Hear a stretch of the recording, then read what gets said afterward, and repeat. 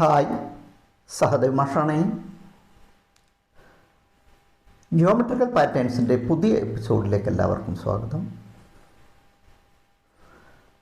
വിദ്യാലയങ്ങൾ തുറന്നു, കുട്ടികളൊക്കെ സ്കൂളിലെത്തിക്കഴിഞ്ഞു.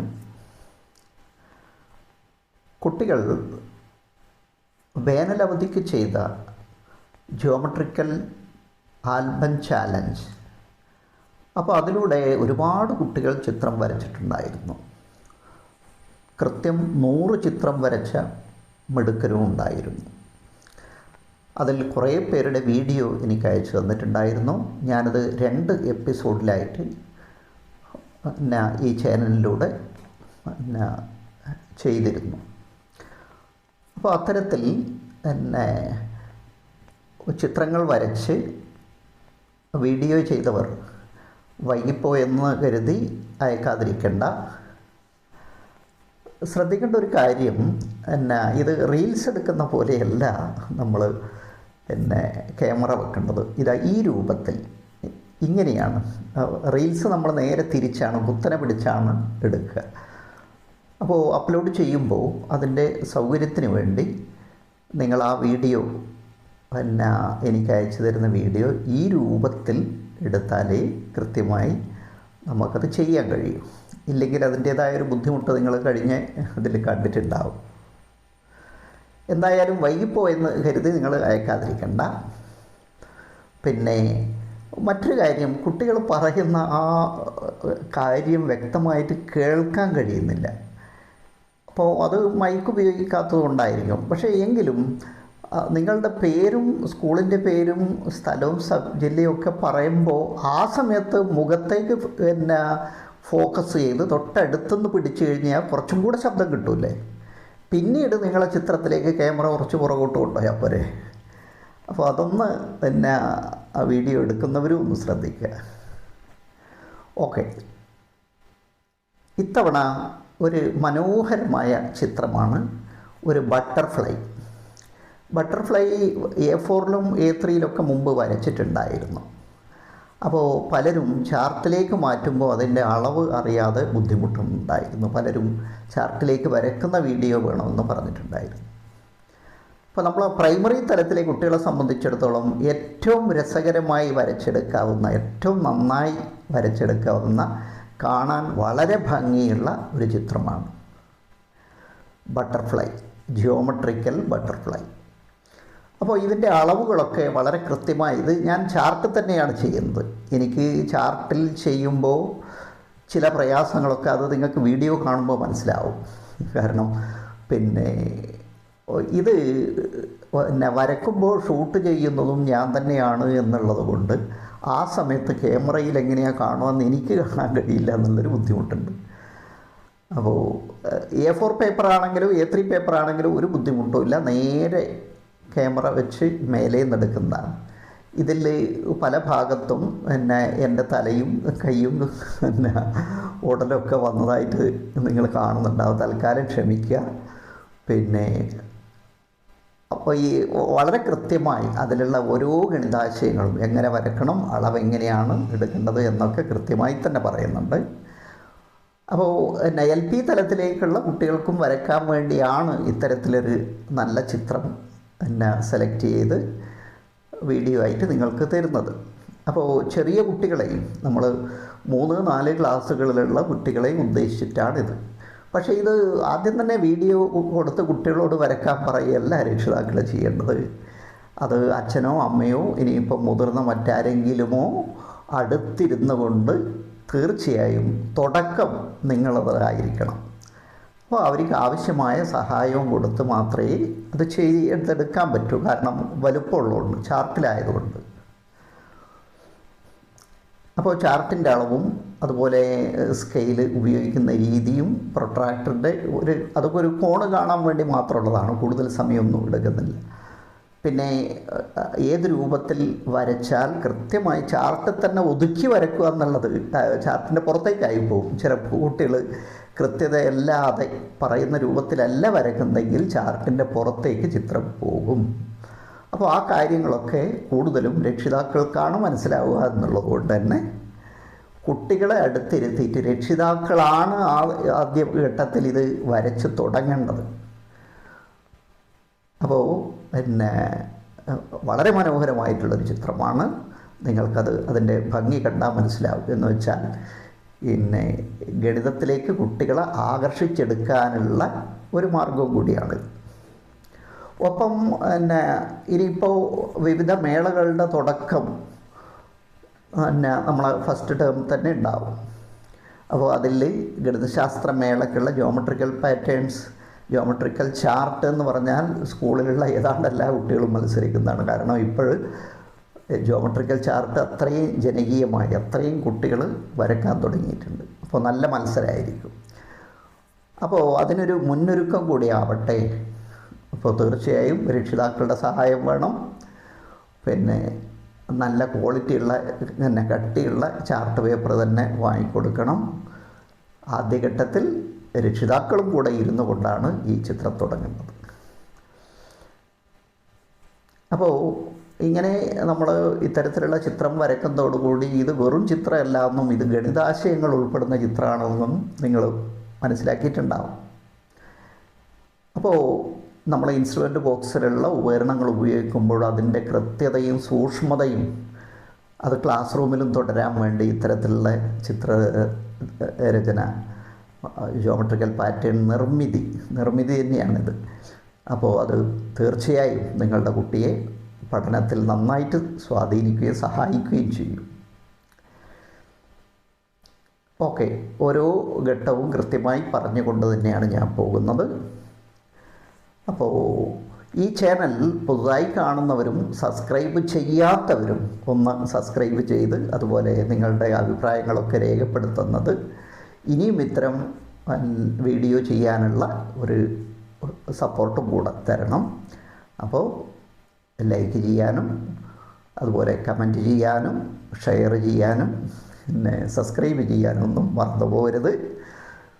ഓക്കെ, അപ്പോൾ എല്ലാ കൂട്ടുകാർക്കും പുതിയൊരു അധ്യയന വർഷത്തിലേക്കുള്ള എല്ലാ ആശംസകളും അർപ്പിക്കുകയാണ്. ഓക്കെ, നമുക്ക് വീഡിയോയിലേക്ക് പോകാം. ചാർട്ട് പേപ്പറിൽ തന്നെയാണ് ഇത്തവണ വരയ്ക്കുന്നത്. ഒരു ചാർട്ട് പേപ്പറിൻ്റെ നീളം 71 സെൻറ്റിമീറ്റർ ഉണ്ടാവും കട്ടിയുള്ളതാണെങ്കിൽ. വീതി 56 സെൻറ്റിമീറ്ററാണ്. അപ്പോൾ വീതിയുടെ ഭാഗത്തു നിന്നാണ് മിഡ് പോയിൻറ്റിന് അളവ് തുടങ്ങേണ്ടത്. അപ്പോൾ ഇത്തരത്തിലുള്ള ചാർട്ട് പേപ്പറിൽ വരയ്ക്കാൻ വലിയ സ്കെയിലൊന്നും ആവശ്യമില്ല. ഇനിയിപ്പോൾ ഉണ്ടെങ്കിൽ നിങ്ങൾക്കത് ഉപയോഗിക്കുകയും ചെയ്യാം. ഞാനിവിടെ ഉപയോഗിക്കുന്ന മുഴുവൻ 30 സെൻറ്റിമീറ്റർ നീളമുള്ള ചെറിയ സ്കെയിലാണ്. ഇതാ വീതിയുടെ ഭാഗത്ത് ഞാൻ സ്കെയിൽ വെക്കുകയാണ്. എന്നിട്ട് 28 സെൻറ്റിമീറ്റർ അതാ അവിടെ മധ്യഭാഗത്തൊരു പോയിൻ്റ് ഇടുകയാണ്. അതാണ് മിഡ് പോയിൻ്റ്. യെസ്. പിന്നെ ഇതാ ബോക്സിലുള്ള പ്രൊട്രാക്ടറാണ് എടുക്കുന്നത്. 0 ഡിഗ്രി, 60 ഡിഗ്രി, 120 ഡിഗ്രി, 180 ഡിഗ്രി. അത് അവിടെ നിന്ന് തിരിച്ചും വെക്കുന്ന 0, 120 അവിടെ ഉണ്ട്. വീണ്ടും 60, 120. പ്രൊട്രാക്ടർ വെച്ചത് എങ്ങനെയാണെന്ന് കണ്ടല്ലോ, അതേ രൂപത്തിൽ തന്നെ വെക്കണം. ഇല്ലെങ്കിൽ ഇതാ ഇവിടെ വരയ്ക്കേണ്ടത് 28.5 സെൻറ്റിമീറ്ററാണ്. അപ്പോൾ നേരെ വീതിയുടെ ഭാഗത്താണ് വന്നതെങ്കിൽ ആ വര പുറത്തായി പോകും. കാരണം 28 സെൻറ്റിമീറ്ററേ അവിടുന്ന് വീതിയുടെ ഭാഗത്തേക്കുള്ളൂ. അതുകൊണ്ടാണ് പ്രൊട്രാക്ടർ വെക്കുമ്പോൾ ശ്രദ്ധിക്കണം എന്ന് പറഞ്ഞു. ഇവിടെയും വരയ്ക്കുന്നത് കൃത്യം 0 ആണ് ഇപ്പോൾ ആ മിഡ് പോയിൻറ്റിലുള്ളത്. പിന്നെ ആ ലൈനിൻ്റെ ലെങ്ത്ത് 28.5 സെൻറ്റിമീറ്റർ. ഇങ്ങനെ വെക്കുമ്പോൾ ഇപ്പോൾ മിഡ് പോയിൻറ്റിൽ 28.5, 0 മുതൽ 28.5 വരെ വരയ്ക്കുകയാണ്. ഇങ്ങനെ 6 വരകൾ. അപ്പോൾ 6 വരകൾ വരയ്ക്കുമ്പോൾ അത് ഓരോന്നും 60 ഡിഗ്രി കോണളവിലാണ് ഉണ്ടാകുക. ഒന്നും കൂടെ ശ്രദ്ധിക്കണം, പ്രത്യേകിച്ചും കുട്ടികൾ ചെയ്യുമ്പോൾ. ഇങ്ങനെ വരച്ചെങ്കിൽ മാത്രമേ ചാർട്ടിൽ ചിത്രം ഒതുങ്ങി നിൽക്കൂ. ഇല്ലെങ്കിൽ പിന്നെ ചിത്രം പുറത്തായി പോകുന്നുള്ളതുകൊണ്ടാണ് പ്രൊട്രാക്ടർ വെക്കുമ്പോഴാണ് ഇത് ശ്രദ്ധിക്കേണ്ടത്. പ്രൊട്രാക്ടർ ആ രൂപത്തിൽ വെച്ചെങ്കിൽ മാത്രമേ നമുക്കിങ്ങനെ വരച്ചെടുക്കാൻ പറ്റൂ. ഇനി ഇവിടെ നോക്ക്, ഇത് തമ്മിലുള്ള അകലോ, ആ രണ്ടറ്റങ്ങൾ തമ്മിലുള്ള അകലോ 28 സെൻറ്റിമീറ്റർ ആയിരിക്കും. നമ്മൾ കൃത്യം 60 ഡിഗ്രി ആണ് എടുത്തതെങ്കിൽ ഈ വരകളുടെ ലെങ്ത്തും 28.5 സെൻറ്റിമീറ്റർ ആയിരിക്കണം. കാരണം നമ്മൾ 60 ഡിഗ്രി പോയിൻ്റ് ഇട്ട് ആ പോയിൻറ്റിലൂടെയാണ് 28.5 സെൻറ്റിമീറ്റർ പുറത്തേക്ക് എക്സ്റ്റെൻഡ് ചെയ്ത് വരച്ചത്. അപ്പോൾ ഉള്ളിലുള്ള 6 വരകളും 28.5 സെൻറ്റിമീറ്ററാണ്. അതുപോലെ പുറത്ത് വരയ്ക്കുന്ന 6 വരകളുടെയും ലെങ്തും 28.5 സെൻറ്റിമീറ്ററാണ്. അപ്പോൾ നിങ്ങൾ സംശയിക്കുന്നുണ്ടാവും, ഇതെന്താ 28.5, അതൊരു 30 അല്ലെങ്കിൽ 25 മറ്റോ ആയിക്കൂടെ? ആയിക്കൂടാ. ഈ 28.5 മാത്രമേ നമുക്ക് ഈ ചിത്രം വരയ്ക്കാൻ, ചിത്രം എന്ന് പറഞ്ഞാൽ ഈ ചാർട്ട് മുഴുവൻ കിട്ടുകയും വേണമല്ലോ. അതെന്തുകൊണ്ടാണെന്ന് ഇപ്പോൾ വിഭജിക്കുന്ന സമയത്ത് നിങ്ങൾക്ക് മനസ്സിലാവും. ഇതിന് ചെറിയ പ്രൊട്രാക്ടർ എടുക്കുന്നതിന് പകരം വലിയ പ്രൊട്രാക്ടർ ഉണ്ടെങ്കിൽ ഏറ്റവും നല്ലതാണ്. സാധാരണഗതിയിൽ സ്കൂളിൽ നിന്ന് വരയ്ക്കുമ്പോൾ സ്കൂളിൽ ഇത്തരത്തിലുള്ള വലിയ ഹാഫെങ്കിലും പ്രൊട്രാക്ടർ ഉണ്ടാകും. അപ്പോൾ വലുതെടുക്കുന്നതാണ് നല്ലത്. പക്ഷേ വലുതില്ലെങ്കിൽ ചെറുതുകൊണ്ടും വരയ്ക്കാമെന്നാണ് ഞാൻ കാണിച്ചു തന്നത്. പക്ഷേ ഏക്കുറസി കൃത്യമായിട്ട് കിട്ടണമെങ്കിൽ, കൃത്യമായിട്ട് 60 ഡിഗ്രി കിട്ടണമെങ്കിൽ വലിയ പ്രൊട്രാക്ടർ എടുക്കുന്നതായിരിക്കും നല്ലത്. ഇനി എടുക്കുന്നത് ഇതാ ബ്ലാക്ക് CD മാർക്കറാണ്. Black CD marker. അപ്പോൾ ഈ പെൻസിൽ കൊണ്ട് നമ്മൾ വരച്ച എല്ലാ വരകളിലും 1.5 സെൻറ്റിമീറ്റർ ഇടവിട്ട് പോയിൻ്റ് അടയാളപ്പെടുത്തണം. ഇതാ ഒരറ്റത്ത്, മേലെ അറ്റത്ത് 0, താഴെ 28.5 ഓരോ 1.5 സെൻറ്റിമീറ്ററിനും പോയിൻ്റ് ഇടുകയാണ്. അപ്പോൾ 1.5, 3, 4.5, 6, 7.5, 9, 10.5, 12, 13.5, 15, 16.5, 18, 19.5, 21, അങ്ങനെ 28.5 നമുക്ക് അവിടെ അറ്റത്ത് ആണല്ലോ. 27 വരെ അടയാളപ്പെടുത്തിയാൽ മതി. 28.5 അതിൻ്റെ അറ്റത്ത് ആ പോയിൻ്റ് ഉണ്ട്. ഇത് തന്നെയാണ് എല്ലാ വരയിലും ചെയ്യേണ്ടത്. അപ്പോൾ ചെറിയ കുട്ടികൾ ഈ 1.5യുടെ ഗുണിതങ്ങൾ അത് അടയാളപ്പെടുത്തുന്നതിൽ പ്രയാസം ഉണ്ടാവും. അപ്പോൾ അവിടെയൊക്കെയാണ് രക്ഷിതാക്കളുടെ ഇടപെടൽ വേണ്ടത്. കൃത്യമായിട്ട് 1.5 സെൻറ്റിമീറ്റർ ഇടവിട്ടിട്ടുള്ള പോയിൻ്റാണ് എല്ലാം വേണ്ടത്.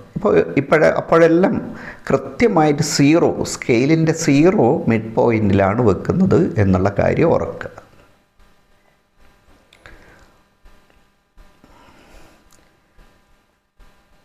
യെസ്, പെൻസിൽ കൊണ്ട് വരച്ചത് അതിൻ്റെ മേലെയാണ് നമ്മൾ ബ്ലാക്ക് CD മാർക്കർ കൊണ്ട് മാർക്ക് ചെയ്യുന്നത്. അവിടെ പെൻസിൽ കൊണ്ട് തന്നെ വീണ്ടും മാർക്ക് ചെയ്താൽ ചിലപ്പോൾ കാണില്ല. അതുകൊണ്ടാണ് വ്യക്തമായിട്ട് കാണാൻ വേണ്ടിയിട്ടാണ് നമ്മൾ ബ്ലാക്ക് CD മാർക്കർ കൊണ്ട് പോയിൻ്റ് ഇടുന്നത്. ഇവിടെ ശ്രദ്ധിക്കേണ്ട ഒരു കാര്യം, നമ്മൾ 0 അടയാളപ്പെടുത്തി അവിടുന്ന് 1.5 മുതൽ പോയിൻ്റ് ഇട്ട് തുടങ്ങിയാൽ പിന്നെ സ്കെയിൽ അവിടുന്ന് അനങ്ങാൻ പാടില്ല. ഇടത് കൈ കൊണ്ട് ശക്തിയായി തന്നെ അമർത്തി പിടിക്കണം. അവസാനം 27 അടയാളപ്പെടുത്തുന്നവരെ ആ സ്കെയിലിന് ഇളക്കം ഉണ്ടാവാൻ പാടില്ല. പിന്നെ ഇടുന്ന എല്ലാ പോയിൻറ്റും വരയിൽ തന്നെ ആയിരിക്കണം. വരേൻ്റെ അപ്പുറത്തോ ഇപ്പുറത്തോ വന്നാൽ നമ്മളതും കൊണ്ട് ബുദ്ധിമുട്ടും. ഇപ്പോൾ ഉള്ളിലുള്ള 6ാമത്തെ വരയിലാണ് നമ്മൾ പോയിൻ്റ് ഇടുന്നത്. അപ്പോൾ ചിത്രം ഏറ്റവും ഭംഗിയാക്കാൻ നിങ്ങൾ ശ്രദ്ധിക്കേണ്ട കാര്യം, എല്ലാ അടയാളപ്പെടുത്തലിനും 0 കറക്റ്റ് സ്കെയിലിൻ്റെ 0 പിന്നെ മധ്യബിന്ദു തന്നെ വരുന്ന രൂപത്തിലായിരിക്കണം. ലേശം 1-2 മില്ലി കൂടുതലുണ്ടെങ്കിൽ പുറത്തേക്കാണ് അത് തള്ളേണ്ടത്. ഇതേപോലെ 6 ഭാഗത്തും. അപ്പോൾ 6 12 വരകളിലും നമ്മളിതുപോലെ 1.5 സെൻറ്റിമീറ്റർ ഇടവിട്ട പോയിൻ്റ് അടയാളപ്പെടുത്തും.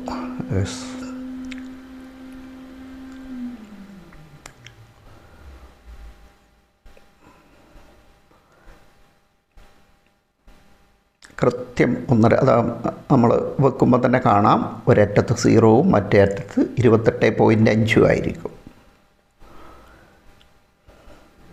അപ്പോൾ ചെറിയ പ്രൊട്രാക്ടർ ഉപയോഗിച്ചിട്ടാണ് ഇത് ചെയ്യുന്നതെങ്കിൽ നിങ്ങളൊന്ന് പിന്നെ അത്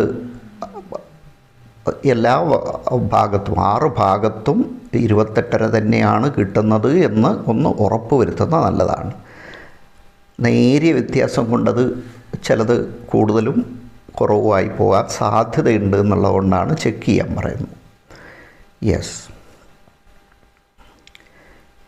ഇനി ഒന്നിൽ നിന്നും ഒന്നിലേക്ക്, രണ്ടിൽ നിന്നും രണ്ടിലേക്ക്, മൂന്നിൽ നിന്നും മൂന്നിലേക്ക്. ഇതിൻ്റെ പ്രത്യേകത എന്താണെന്ന് വെച്ചാൽ പുറത്തേക്ക് വരുന്തോറും ആ വരക്ക് വലുപ്പം കൂടിക്കൂടി വരക്കുന്നതെല്ലാം പാരലൽ ലൈൻസാണ്. എല്ലാ വരയും സമാന്തര വരകളാണെങ്കിലും വ്യത്യസ്ത നീളത്തിലാണ്. പിന്നീട് പുറത്തേക്ക് വരുന്തോറും കൃത്യമായിട്ട് അത് വലുതായി വലുതായി നീളം കൂടിക്കൂടി വരുന്നത് കാണാം.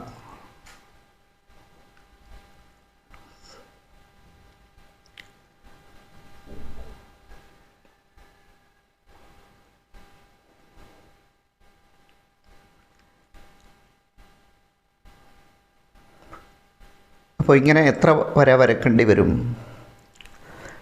നമുക്ക് 19 കളവുണ്ടാകും. കാരണം നമ്മളെ ലെങ്ത് 28.5 അപ്പോൾ 30 ആയിരുന്നെങ്കിൽ 20 കളാണല്ലോ ഉണ്ടാകുക. അപ്പോൾ ഇവിടെ നമുക്ക് ഒറ്റ സംഖ്യയായിട്ട് കളങ്ങളുടെ എണ്ണം കിട്ടാൻ വേണ്ടിയാണ് 28.5 എടുത്തത് കേട്ടോ. നമുക്ക് 27 30 എടുത്തിട്ടുണ്ടെങ്കിൽ സൗകര്യമാവുമായിരുന്നു. പക്ഷേ പ്രശ്നം എന്താണെന്ന് വെച്ചാൽ അപ്പോൾ കളങ്ങളുടെ എണ്ണം 27 എടുത്താലും 30 എടുത്താലും ഇരട്ട സംഖ്യയായിട്ടാണ് കിട്ടുക. ഈവൺ നമ്പറായിരിക്കും. നമുക്ക് ഇത് കളങ്ങളുടെ എണ്ണം ഓഡ് നമ്പറായിട്ട് കിട്ടണം. അപ്പോൾ ഇവിടെ നിങ്ങൾ എണ്ണി നോക്കിയാൽ 19 കളങ്ങളാണ് ഉണ്ടാകുക. അത് തിരിച്ചും വരും. തിരിച്ചും വരുമ്പോൾ 19 കളങ്ങളാണ് ഉണ്ടാകുക. അപ്പോൾ അങ്ങനെ ഒരു ഓഡ് നമ്പർ അല്ലെങ്കിൽ 17 അല്ലെങ്കിൽ 21 ആ രൂപത്തിൽ കിട്ടിയാലാണ് നമ്മൾ ഉദ്ദേശിക്കുന്ന ഡിസൈൻ ഏറ്റവും നന്നായില്ലെങ്കിൽ ഒരു ചെരിവ് വരും. അപ്പോൾ ഇതൊരു ചിലന്തി വല പോലെ, സ്പൈഡേഴ്സ് വെബ് പോലെ തന്നെ ഉണ്ടാവും.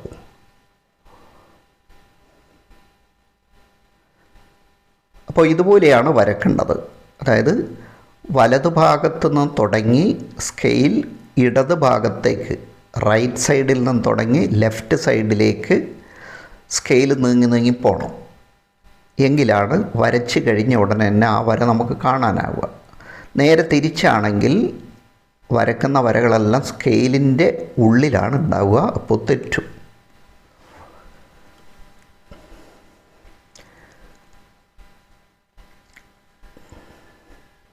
അതുപോലെ ഇത് ബ്ലാക്ക് CD മാർക്കർ കൊണ്ട് വരക്കുന്ന പെർമനൻ്റ് മാർക്കറാണ്. മഷി പടരില്ല. ഈ വര ഒരിക്കലും സ്കെച്ച് പെന്നുകൊണ്ട് വരക്കാൻ പാടില്ല. ബ്ലാക്ക് സ്കെച്ച് പെന്നോ അല്ലെങ്കിൽ ബ്ലാക്ക് സാധാരണ ബോൾ പെന്നോ എടുത്താൽ അത് ലീക്ക്, അതായത് സ്കെച്ച് പെന്ന് കൊണ്ട് വരച്ചാൽ എന്താണെന്ന് വെച്ചാൽ സ്കെയിൽ നീക്കുമ്പം തന്നെ ആ മഷി പേപ്പറിൽ പടരും. ബോൾ പെന്ന് കൊണ്ടാകുമ്പോൾ പ്രശ്നം എന്താണെന്ന് വെച്ചാൽ ബോൾ പെന്ന് തുടർച്ചയായി നമ്മൾ ലൈൻ വരക്കും, അതിൽ നിന്ന് മഷി ഊറി പെട്ടെന്ന് ഒന്നിച്ച് മഷി തൂകുന്നതായിട്ട് കണ്ടിട്ടുണ്ട്. ഇപ്പോൾ CD മാർക്കർ തന്നെയാണ്, ബ്ലാക്ക് പെർമനൻ്റ് മാർക്കർ തന്നെയാണ് ഇതിന് നല്ലത്.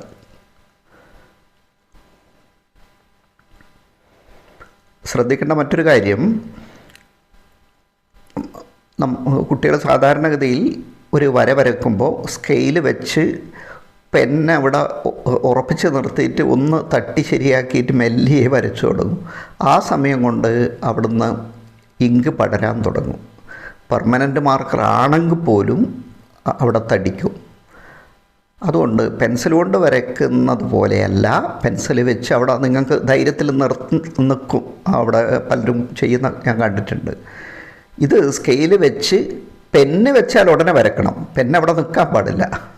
അത് തുടക്കത്തിലായാലും അവസാനമായാലും പെന്ന് അവിടെ സ്റ്റോപ്പ് ചെയ്യാൻ പാടില്ല. യെസ്. അപ്പോൾ ഇപ്പോൾ ചിലന്തി വര പോലെ ആയിട്ടുണ്ട്. ഇനി ഉള്ളിലും കൂടെ വര വരേണ്ടതുണ്ട്. നമ്മൾ എല്ലാ ഭാഗത്തും അറ്റത്തും നമ്മൾ ചെയ്തല്ലോ. അപ്പോൾ ഒരറ്റത്ത് കേന്ദ്രത്തിലും മറ്റേ അറ്റത്ത് നമ്മൾ ഓരോ 1.5 സെൻറ്റിമീറ്റർ പോയിൻ്റ് പുറകു വശത്തിൽ ഏറ്റവും ബാക്കിലിട്ടിട്ടുണ്ടല്ലോ, അവിടത്തേക്കാണ്. അപ്പോൾ ഇത് പാരലൽ ലൈനല്ല, ഇത് ഒരേ കേന്ദ്രത്തിൽ നിന്നും പുറപ്പെടുന്ന ഒരൊറ്റ ബിന്ദുവിൽ നിന്നും പുറപ്പെടുന്ന വരകളാണ്. അപ്പോൾ എല്ലാം പുറപ്പെടുന്ന ഒരൊറ്റ പോയിന്റിൽ നിന്നാണ്, കേന്ദ്രബിന്ദുവിൽ നിന്നാണ്. അപ്പോൾ ഇങ്ങനെ വരയ്ക്കുമ്പോൾ വര പരസ്പരം പിണഞ്ഞു പോവാതിരിക്കുക നിങ്ങൾ ശ്രദ്ധിക്കണം. പിണഞ്ഞു പോകരുത്. എല്ലാം സ്റ്റാർട്ട് ചെയ്യുന്ന ഒരു പോയിന്റിൽ നിന്നാണ്, എന്നാൽ എത്തിച്ചേരുന്ന ഓരോ 1.5 സെൻറ്റിമീറ്റർ അകലത്തിലാണ്. ഇതാ അടുത്തതും അങ്ങനെ തന്നെ.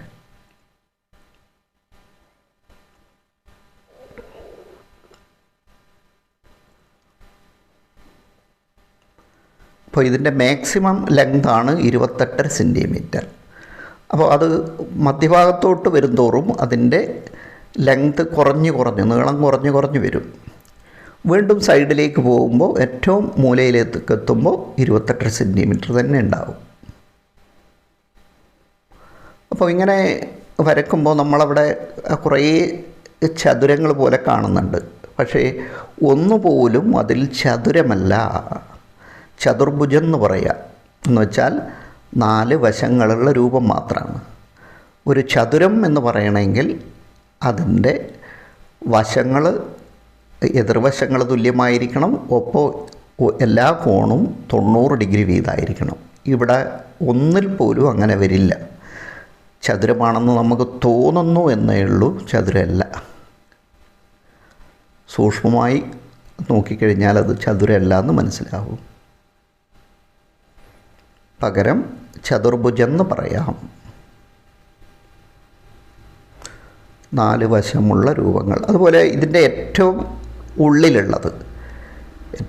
വരുന്നത് ചതുർഭുജമല്ല, അവിടെ മാത്രം ട്രയാങ്കിളാണ്.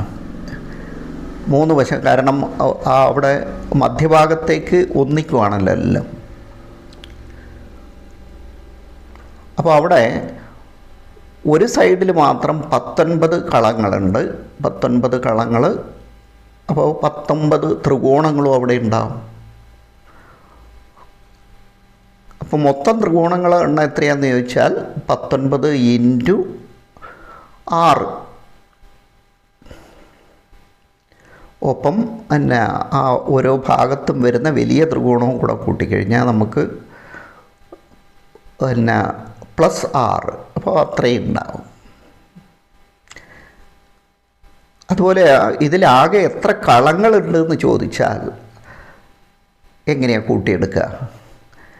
ഒരു ത്രികോണത്തിൽ തന്നെ ഒരു വശത്ത് തന്നെ 19 കളങ്ങൾ വരിയിലും നിരയിലുമായിട്ടുണ്ട്. അപ്പോൾ 19 × 19 19 × 19. അപ്പോൾ അത് ഒരു ഭാഗത്ത് മാത്രമാണ് 19 × 19. അങ്ങനെയുള്ള 6 ഭാഗമുണ്ടല്ലോ. അപ്പോൾ ശരിക്കും 19 × 19 × 6 എത്രയാണോ അത്രയും കളങ്ങൾ ഇതിലുണ്ടാവും. അതുപോലെ ഇത് LP തലത്ത് പഠിക്കാനുള്ള ചുറ്റളവ്, പെരിമീറ്റർ. അപ്പോൾ ഏറ്റവും പുറത്തുള്ളത് 28.5 × 6. പക്ഷേ തൊട്ട് ഉള്ളിലേക്ക് ആ വരയിലേക്ക് വരുമ്പം ആ 28.5 എന്നുള്ള 27 മാറി. 27 × 6. അപ്പോൾ പെരിമീറ്ററിൻ്റെ അളവ് മാറി. ഇനിയോ അതിൻ്റെ ഉള്ളിലേക്ക് വരുമ്പോഴോ 25.5 × 6 ആവും. അപ്പോൾ വ്യത്യസ്ത തരത്തിലുള്ള പെരിമീറ്റർ, അങ്ങനെയുള്ള 19 നമുക്ക് കാണാം. പൂർത്തിയാക്കിയെടുത്താൽ ഇങ്ങനെയാണ് ഉണ്ടാകുക. ഇനി അതിൻ്റെ കളറിങ്ങാണ്. സാധാരണഗതിയിൽ ഞാൻ കളർ ചെയ്യാൻ ഉപയോഗിക്കുന്നത് ഡോംസിൻ്റെ ഒരു ഡാർക്ക് സെറ്റാണ്. ഇതാണ് ആ സെറ്റ്. ശ്രദ്ധിക്കുക, ഇതിൻ്റെ ബോക്സും കൂടെ നിങ്ങൾ ശ്രദ്ധിക്കണം. കാരണം ഡോംസിന് ഡാർക്ക് സെറ്റും ലൈറ്റ് സെറ്റും ഉണ്ട്. ലൈറ്റ് സെറ്റാണെങ്കിൽ എല്ലാം വളരെ ലൈറ്റായിട്ടുള്ള ഷെയ്ഡായിരിക്കും. അത് നമുക്ക് വലിയ ഭംഗി ഉണ്ടാവില്ല ചെയ്താൽ. അതുകൊണ്ടാണ് ഈ ഡാർക്ക് സെറ്റ് തന്നെ വാങ്ങാൻ പറയുന്നത്. ഇവിടെ ഇപ്പോൾ ശ്രദ്ധിച്ചോ, അതായത് 19 കളങ്ങളാണല്ലോ ഉള്ളത്. അപ്പോൾ ലെഫ്റ്റിൽ നിന്നും റൈറ്റിൽ നിന്നും നമ്മൾ എണ്ണുമ്പോൾ 10ാമത്തെ കളത്തിലാണ് ഞാനിപ്പോൾ മാർക്ക് ചെയ്യുന്നത്. ഏതെങ്കിലും ഒരു ഭാഗത്തുനിന്ന്, ഏത് ഭാഗത്തുനിന്ന് എടുത്താലും 10ാമത്തെ 1 2 3 4 5 6 7 8 9 10ാമത്തെ കളത്തിൽ മാർക്ക് ചെയ്യുകയാണ്. അവിടെ നിന്നാണ് നമ്മൾ കളറിങ് തുടങ്ങുന്നത്. യെസ്, ഇതാ അവിടെയുള്ള ഇതാ ഒന്ന്. ഇനി അതിൻ്റെ കോണിലേക്കാണ് പോകുന്നത്. ഇരുവശങ്ങളിലേക്കും കോണിലേക്കാണ് കളർ ചെയ്ത് പോകുന്നത്. യെസ്, ആദ്യം വശങ്ങളിൽ പിന്നെ വളരെ സൂക്ഷ്മമായി കൊടുക്കുകയും പിന്നീട് ഉള്ളിലേക്ക് എടുക്കുന്നതായിരിക്കും നല്ലത്. യെസ്, ഇതാ അതിൻ്റെ അറ്റത്ത് ഏറ്റവും അറ്റത്തേക്ക് എത്തിയിട്ടില്ല. അവിടുന്ന് വീണ്ടും തിരിഞ്ഞ് പോവുകയാണ്. ഇതാ നോക്ക് എങ്ങനെയാണ് വരുന്നതെന്ന്. ഇതാ ഈ രൂപത്തിൽ കോണിലേക്ക് ഇറങ്ങി പോവുകയാണ്. കോണിലേക്ക് ഇറങ്ങി വരികയാണ്.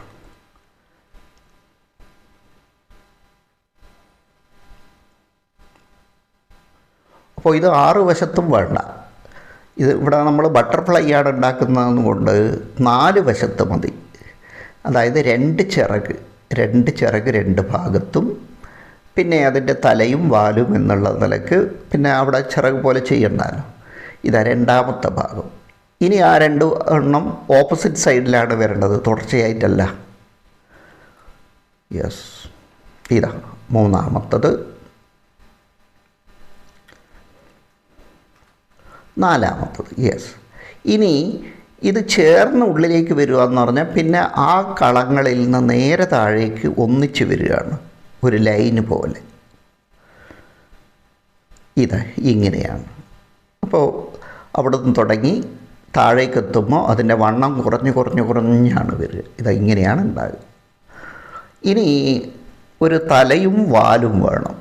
അതെങ്ങനെയാണെന്ന് നോക്കുക. അവിടെ നിന്ന് എണ്ണാണ് 1 2 3 4 5. അതായത് ഇവിടെയും 10ാമത്തത് നമ്മൾ മാർക്ക് ചെയ്ത് 10ാമത്തെ കളം മാർക്ക് ചെയ്യുകയാണ്. യെസ്, ഇനി അവിടെ നിന്നാണ് തുടങ്ങുന്നത്. 10ാമത്തെ കളത്തിൽ നിന്ന് താഴോട്ട് നമ്മൾ നേരത്തെ ചെയ്ത പോലെ തന്നെ സൈഡിലേക്ക് ചെരിഞ്ഞ് വരികയാണ്. ഇരുവശങ്ങളിലും അങ്ങനെ തന്നെ നമ്മൾ ആ മാർക്ക് ചെയ്ത സ്ഥലത്തുനിന്ന് ഓരോ കളായിട്ട് ഉള്ളിലേക്ക് ചെരിഞ്ഞ് പോകുന്നു.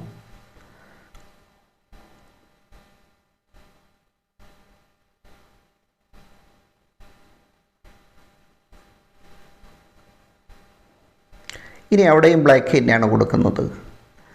അപ്പോൾ അവിടെയും ബ്ലാക്ക് കൊടുത്താൽ ഇങ്ങനെയാണ് ഉണ്ടാകുക. ഉള്ളിലേക്ക് ചെരിഞ്ഞ് പോകുന്നത് നിങ്ങൾ കൃത്യമായിട്ട് കാണുന്നുണ്ടാകും.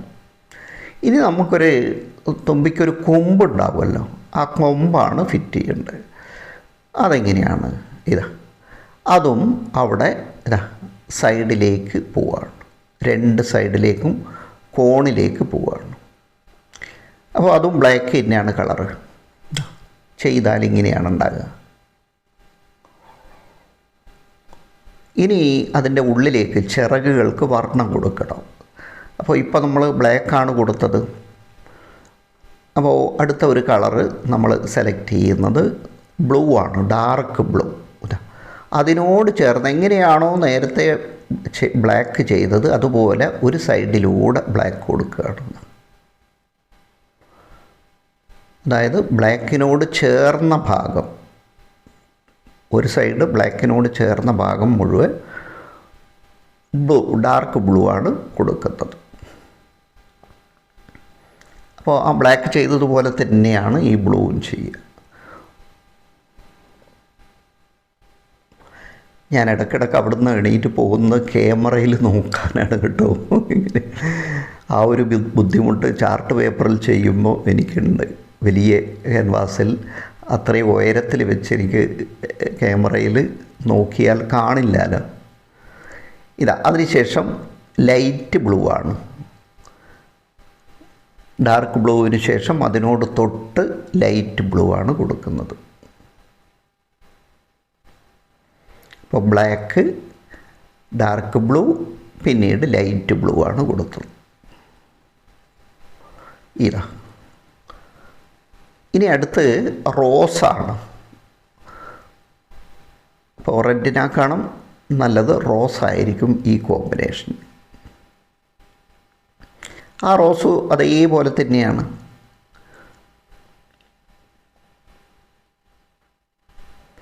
ഓരോ കളം ഉള്ളിലേക്ക് ചെരിഞ്ഞ് ചെരിഞ്ഞ് വരികയും ഒരു ഘട്ടത്തിൽ പിന്നെ അവിടുന്ന് നേരെ വരികയും ചെയ്യുക. അങ്ങനെയാണ് എല്ലാം വരുന്നത്.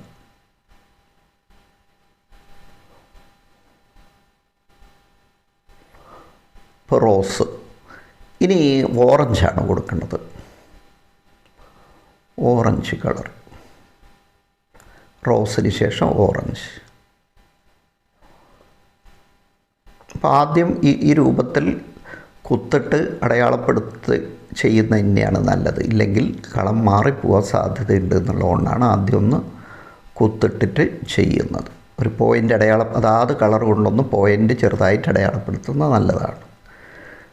ഓറഞ്ച് വന്നു കഴിഞ്ഞ് ഇനി യെല്ലോ ആണ്. യെല്ലോ,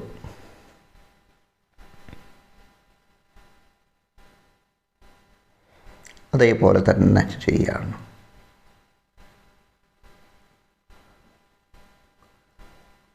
അപ്പോൾ ഞാനിവിടെ യെല്ലോയോടുകൂടി അവസാനിപ്പിക്കുകയാണ് കളറിങ്. നിങ്ങൾക്കത് തുടരണം എന്നുണ്ടെങ്കിൽ ഒരു വെള്ളയ്ക്ക് ശേഷം വീണ്ടും ഒരു ഡാർക്ക് കളർ, വെള്ളം ഇടാൻ മറന്നുപോയത്, ഒരു വെള്ളയ്ക്ക് ശേഷം വീണ്ടും ഡാർക്ക് കളർ കൊടുക്കാം. പക്ഷേ കൂടുതൽ ഏറ്റവും ഉള്ളിൽ വെള്ള തന്നെ ആവുന്നതാണ് നല്ലത്. ഇനി ബോഡിയാണ് നമ്മൾ ചെയ്യുന്നത്. ഇപ്പോൾ ചിറകല്ലേ നമ്മൾ ചെയ്തിട്ടുള്ളൂ. ഇതേപോലെ ബ്ലാക്കിന് ശേഷം റെഡാണ് കൊടുക്കുന്നത്.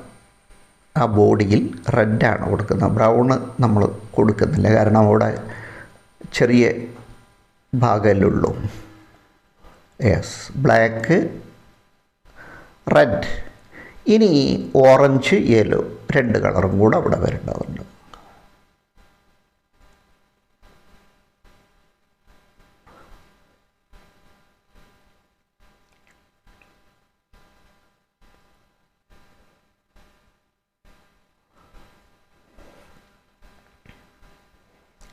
Yes, orange. ഇനി യെല്ലോ. അപ്പോൾ ഈ ചെറിയ കളങ്ങളിൽ സൂക്ഷ്മമായി നോക്കുമ്പോൾ എനിക്ക് കണ്ണിന് പ്രയാസമുണ്ട്. ഞാൻ കഴിഞ്ഞ ദിവസവും ഡോക്ടറെ കാണിച്ച് മരുന്നൊക്കെ പിന്നെ ഉറ്റിച്ചുകൊണ്ട് നിൽക്കുകയാണ്.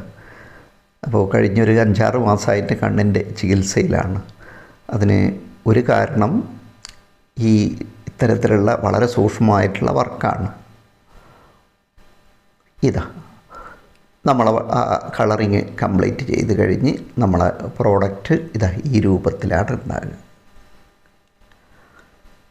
അപ്പോൾ ആദ്യം പിന്നെ വെച്ച് പ്രൊട്രാക്ട് വെച്ച് ആ രൂപത്തിൽ വെച്ചെങ്കിൽ മാത്രമേ ഈ രൂപത്തിൽ ചിത്രം ചാർട്ടിൻ്റെ ഉള്ളിൽ ഒരേ രൂപത്തിൽ ഇപ്പോൾ ശ്രദ്ധിക്കുന്നുണ്ടാവും. ഇല്ലെങ്കിൽ ഈ മുനയുള്ള വക്കാണ് വീതിയുള്ള ഭാഗത്തേക്ക് പോയതെങ്കിൽ തീർച്ചയായും ചിത്രം പുറത്തായിപ്പോവും. അതുകൊണ്ടാണ് നമ്മൾ മിഡ് പോയിൻ്റ് ഇട്ടതിന് ശേഷം ആ പ്രൊട്രാക്ട് വെക്കുമ്പോൾ തന്നെ കൃത്യമായിട്ട് ഈ രൂപത്തിൽ കിട്ടുന്ന രൂപത്തിലേ വെക്കാവൂ, തിരിഞ്ഞ് പോകരുത്. അപ്പോൾ ഒരു ചാർട്ടിൽ എങ്ങനെ ചിത്രം വിന്യസിക്കണം എന്നുള്ളതും ഒരു പ്രധാനപ്പെട്ട കാര്യമാണ്. ചുറ്റും ആവശ്യത്തിന് സ്പേസ് ഉണ്ടെങ്കിൽ 4 ഭാഗത്തും കൃത്യമായി ഒരേപോലെ ബാക്കി വരുന്ന രൂപത്തിൽ, ചിത്രം നേരെ നിൽക്കുന്ന രൂപത്തിൽ ഇതൊക്കെയാണ് നമ്മൾ ശ്രദ്ധിക്കേണ്ട കാര്യം.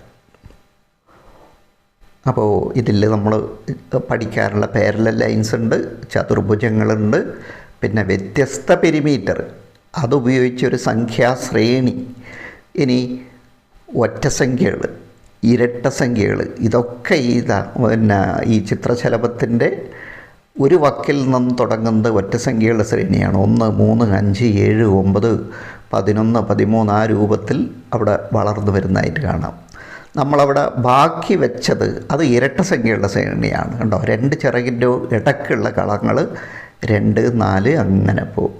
അപ്പോൾ ഇതിലുള്ള മാത്സ് ഞാൻ കൃത്യമായി മറ്റൊരു വീഡിയോയിൽ പറയാം. ഓക്കെ.